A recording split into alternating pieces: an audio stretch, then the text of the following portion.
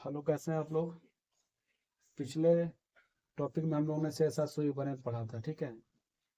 उसके बारे में पढ़ा था, उसके जीवनी के बारे में पढ़ा था, ठीक है। आइए उसके प्रशासन के बारे में कुछ जानते हैं, ठीक है, उसने क्या किया, ठीक है। शेरशाह सूरी के बारे में जानने से पहले कुछ ये जानते हैं कि शेरशाह सूरी ने जो भी कार्य किया है 5 साल के अंदर किया है। उसका टाइम पीरियड क्या था? 1540 से 45 था। 5 साल में उसने जो भी किया वो बहुत ज्यादा किया, ठीक है। उससे एक अच्छा प्रशासक हम लोग कह सकते हैं, ठीक है। जो 5 साल में उसने कर दिया वो आज तक किसी ने नहीं किया। हाँ, एक चीज और है, अगर वो ज्यादा ज्यादा रुकता और वो जीवित रहता तो आज वो कहाँ से कहाँ पहुंचा होता, हमारा देश कहाँ से कहाँ पहुंचा होता, ठीक है। तो आइए इसके बारे में जानते हैं उसने क्या किया। शेरशाह सूरी के बारे में 1540 से 45, ठीक है। आइए इसके विजय अभियान के बारे में जानते हैं। शेरशाह सूरी के विजय 1540 से 45। 1542 में उन्होंने क्या किया? मालवा पर अधिकार कर लिया। 1540 में इसने मालवा पर अधिकार किया। मालवा कहाँ है? मध्य प्रदेश में। 1545 में क्या करता है कि रायसीन पर अधिकार कर लेता है। रायसीन एक आपकी पहाड़ी भी है, ठीक है। और रायसीन पड़ता भी कहाँ है? रायसीन जिला कहाँ पड़ता है? रायसेन मध्य प्रदेश में ही पड़ता है। तो रायसेन पर अधिकार कर लेता है। यहाँ का जो शासक होता है पूरनमल, यहाँ का जो शासक होता है पूरनमल, ये शेरशाह सूरी के द्वारा धोखे से मारा जाता है। शेरशाह सूरी का धोखे से यहाँ पे अटैक करता है, और अटैक करने के बाद पूरनमल इसमें मारा जाता है। और मारे जाने के बाद क्या होती है, जो स्त्रियां होती हैं वो जौहर कर लेती हैं। वो जौहर कर लेती हैं मतलब कि आग में कूद जाती हैं। अपनी इज्जत आबरू बचाने के लिए वो आग में कूद जाती हैं। तो यह शेरशाह सूरी का जो आक्रमण था, यह शेरशाह सूरी के जीवन पर एक चरित्र जो था दाग, ठीक है। इसके चरित्र पे एक दाग लग गया। तो इससे अच्छा कोई शासक था नहीं, देखा जाए मुस्लिम राजाओं में, ठीक है। तो शेरशाह सूरी बहुत बढ़िया शासक था, लेकिन इस पर दाग लग गया बेचारे पे, ठीक है। जौहर कर लेती हैं यहाँ पे, ठीक है, और ये मारा जाता है। तीसरा देखते हैं मारवाड़ पर अधिकार। मारवाड़ पर अधिकार करता है यहाँ का शासक होता है मालदेव। मालदेव क्या होता है? मारा मारा जाता है या हार जाता है, ठीक है। और इसी युद्ध में शेरशाह कहता क्या है कि मैं मुट्ठी भर बाजरे के लिए अपना पूरा साम्राज्य खो चुका था। मैं मुट्ठी भर बाजरे के लिए अपना पूरा साम्राज्य खो चुका था। क्योंकि इसमें जो राजपूत जो सेना होती है शेरशाह सूरी के दांत खट्टे कर देती है। और इसी पे ये कहता है क्या कि मैं मुट्ठी भर बाजरे के लिए अपना सारा साम्राज्य खो चुका होता है, ठीक है। और ये कौन सा युद्ध हुआ था? तो मारवाड़ का युद्ध हुआ था, ठीक है। तो ये भी याद रखते रहिएगा। अगला आते हैं कलिंजा का अभियान। कलिंजा का अभियान होता है 1545 में, ठीक है। जीवन मृत्यु, मृत्यु तो किसी को नहीं पता होती कब मृत्यु हो जाए, ठीक है। तो 1545 में कलिंजा अभियान होता है। ये बहुत ही इंपॉर्टेंट है। क्यों इंपॉर्टेंट है आइए देखते हैं। कलिंजा अभियान क्यों इंपॉर्टेंट है? क्योंकि कलिंजा है, कलिंजा अभियान, यहाँ का जो राजा होता है कीरा सिंह होता है। कौन होता है? कीरा सिंह होता है यहाँ का राजा। कलिंजा अभियान ये भी क्वेश्चन पूछता है। और यह शेरशाह सूरी का अंतिम अभियान था। यह शेरशाह सूरी का अंतिम अभियान था जो कलिंजर पड़ता है। कलिंजर कहाँ पड़ता है? बांदा पड़ता है। बांदा कहाँ पड़ता है? बुलंद, जो बुलंद बुंदेलखंड का जो क्षेत्र है, ठीक है, विंध्याचल पर्वतमाला है, उसी के पहाड़ियों पे ये किला स्थित है आपको, ठीक है। इसी को पाने के लिए क्या करता है शेरशाह सूरी, यहाँ पे अटैक करता है। और अटैक में होता क्या है, जब ये आपस में गोलाबारी कर रहे होते हैं तो एक बारूद का गोला जो होता है, तोप का गोला, ये जब युद्ध कर रहा होता है तो एक एक शस्त्र चला रहा होता है, ठीक है। उसका नाम होता है उक्का। उक्का क्वेश्चन पूछता है, ठीक है। उक्का आग्नेयास्त्र चला रहा होता है। इसी में होता क्या है कि जो गोला होता है वो दीवार से टकरा कर जहाँ पे बैठा होता है वहीं पे आके, जब बारूद का जो ढेर होता है वहीं पे आके ये गोला दब जाता है। और दबने से होता क्या है कि वहीं पे शेरशाह सूरी के चिथड़े उड़ जाते हैं। और शेरशाह सूरी घायल होता है, और घायल होने के बाद उसकी मृत्यु हो जाती है। तो शेरशाह सूरी क्या होता है, लेकिन इस युद्ध में होता क्या है कि शेरशाह सूरी जीत तो जाता है लेकिन बच नहीं पाता है, मर जाता है। इसकी इसकी मौत हो जाती है। तो शेरशाह सूरी का जो अंतिम अभियान कौन सा था? कलिंजर का अभियान। ये याद रख करिएगा आप लोग, ठीक है। इसी इसी इसी किले में क्या होता है, शेरशाह सूरी की मृत्यु हो जाती है, ठीक है। आइए आगे देखते हैं। केंद्रीय प्रशासन के बारे में जानते हैं। इसका केंद्रीय प्रशासन क्या था? पर इसने क्या किया? 4 प्रमुख मंत्रियों को नियुक्त किया। 4 प्रमुख मंत्रियों को नियुक्त किया जो सुल्तान की सहायता करते थे। दीवान विजारत, दीवान विजारत, दीवान विजारत ये क्या था? राजस्व और वित्त विभाग था। राजस्व और वित्त विभाग था, ठीक है। दीवान है आरिज, दीवान है आरिज सैन्य विभाग, ठीक है, सैन्य मतलब सैनिकों का विभाग था, ठीक है। दीवान है इंसान, सरकारी पत्राचार विभाग, जो सरकारी जो पत्र लिखे जाते थे वो इसी विभाग में लिखे जाते थे, दीवान है इंसान।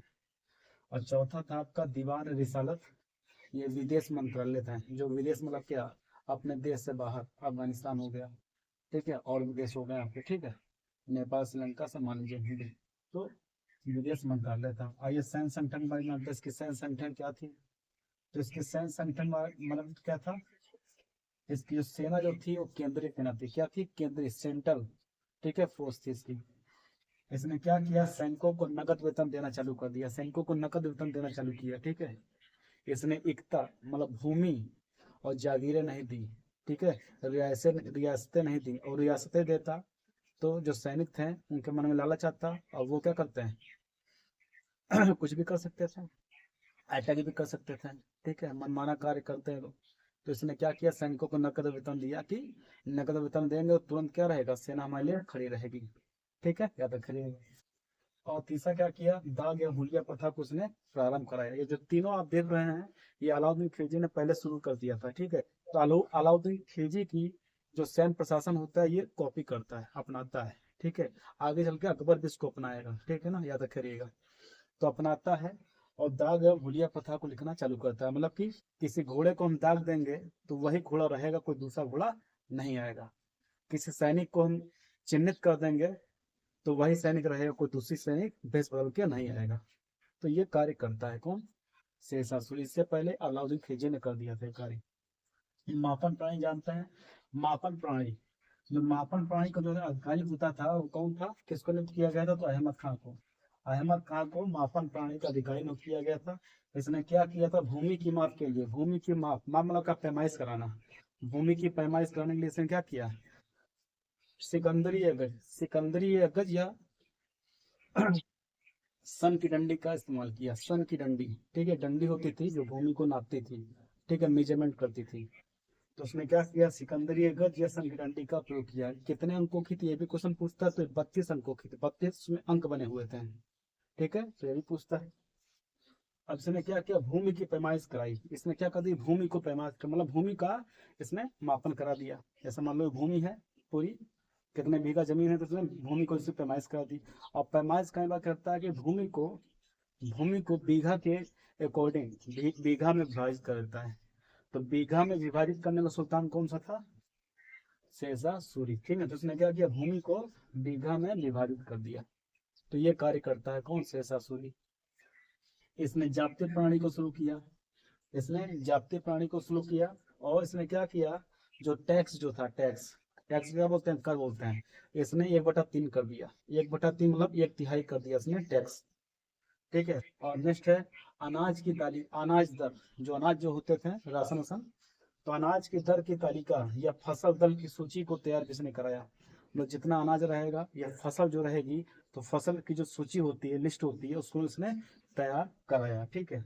और इसको कहते क्या थे, जो फसल की सूची और अनाज दर की जो तालिका, तो उसे कहते क्या थे, उसको राई कहते थे, क्या कहते थे, राई।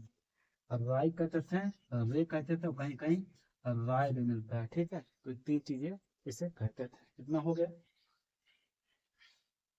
अगला देखते हैं, इसने क्या किया, भूमि का विभाजन कर दिया, इसने भूमि का विभाजन कर दिया, इसको 3 भागों में इसने तोड़ दिया। अब भूमि का विभाजन कर दिया इसने, तो जो अच्छी भूमि होगी, ठीक है, उस पर अलग टैक्स लेगा, मध्यम भूमि होगी उस पर अलग टैक्स लेगा, और खराब भूमि जो होगी उस पर वो अलग टैक्स लेता था, ठीक है। देखा जाए तो शेरशाह सूरी ने बहुत सारे कार्य किए हैं, 5 साल में इतना कोई शासक कर नहीं सकता है। अभी तो हम लोग को और आगे पढ़ना है, जो दूसरा मैं पार्ट लेकर आया हूँ, अभी तीसरा पार्ट भी आपके सामने आएगा। तो दूसरा पार्ट इसने क्या किया कि देखा है सरकार जो हमारी है, तो सरकार 25 साल 30 साल में वो कार्य नहीं कर सकती जो उसने किया, ठीक है।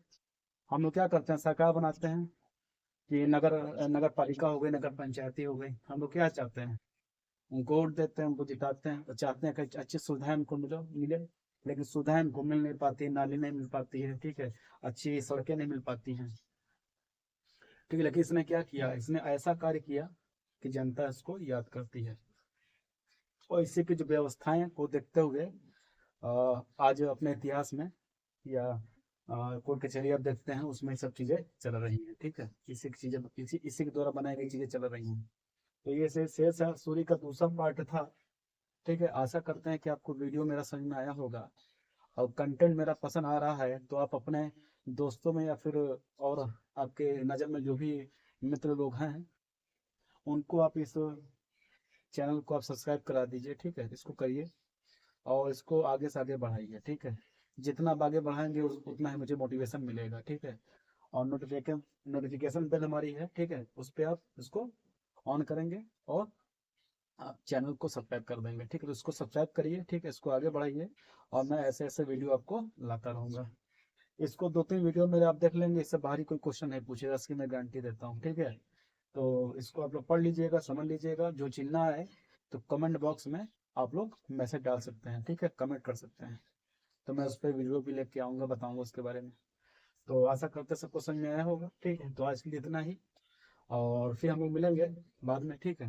ये दूसरा वीडियो था। कल होली का समय है, सभी को होली की हार्दिक शुभकामनाएं। होली के बाद हम लोग वीडियो लेकर आएंगे, ठीक है। कोशिश हमारी यही रहेगी कि होली के बाद वीडियो लेकर आएंगे, क्योंकि कल से आपकी होली स्टार्ट हो जाएगी। तो सभी को होली की हार्दिक शुभकामनाएं, ठीक है। खुश रहिए, मस्त रहिए, अपने परिवार साथ में होली मनाइए और होली मना के एक नए मूड में आइए आप लोग, ठीक है। और कॉपी कलम पेन लेके बैठा करें आप लोग, जब मैं पढ़ाता हूँ तो कॉपी कलम पेन लेके बैठा करिए और उसको लिखा करिए, ठीक है। कभी कभी कुछ चीज़ें मैं लिख नहीं पाता हूँ तो लेक्चर के माध्यम से दे देता हूँ। लेक्चर जब आप सुनेंगे तो वो आपको याद रहेंगे, ठीक है। तो आशा करते हैं आपको कंटेंट समझ में आया होगा। तो आज के लिए इतना ही, ठीक है। जय हिंद, जय भारत और हैप्पी होली सभी को। Thank you.